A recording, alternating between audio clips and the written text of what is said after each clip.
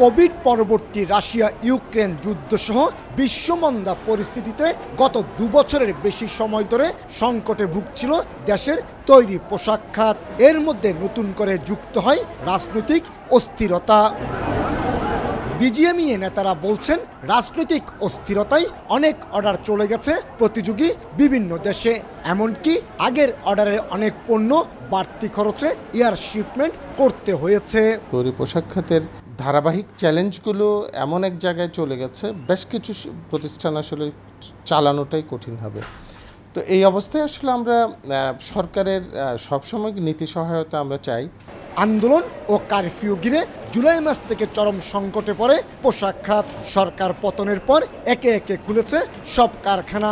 তবে শ্রমিকদের বেতন ভাতা পরিশোধে অনেক গার্মেন্টস মালিক সংকটে পড়েছেন বলে দাবি বিজিএমইএর। দেশে যদি অস্থিরতা থাকে, বায়ারদের মধ্যে একটা আতঙ্ক বিরাজ করে। সেই আতঙ্কের পরিপ্রেক্ষিতে আমরা এখন দেখতে পাচ্ছি আমাদের ইনকোয়ারিগুলো কম আসছে।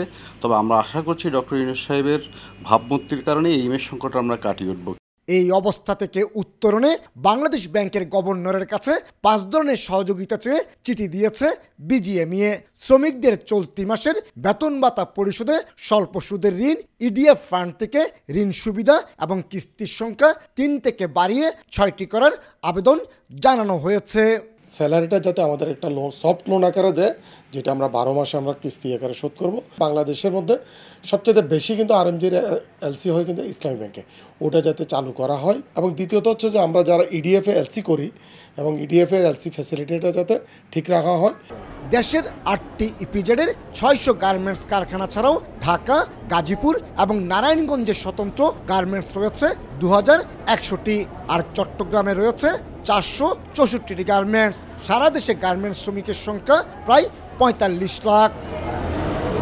3 দশকের বেশি সময় ধরে বাংলাদেশের রপ্তানি আয়ের শীর্ষস্থানে রয়েছে তৈরি পোশাক খাত। আবার এই পোশাক খাতকেই পড়তে হয়েছে নানামুখী জটিলতায়। চলতি বছরের 8 মাসে অন্তত 2 মাস উৎপাদন বন্ধ ছিল গার্মেন্টস কারখানায়। আর এই ক্ষতি পুষিয়ে নিতে সরকারের প্রণোদনার কোনো বিকল্প দেখছেন না গার্মেন্টস ব্যবসায়ীরা।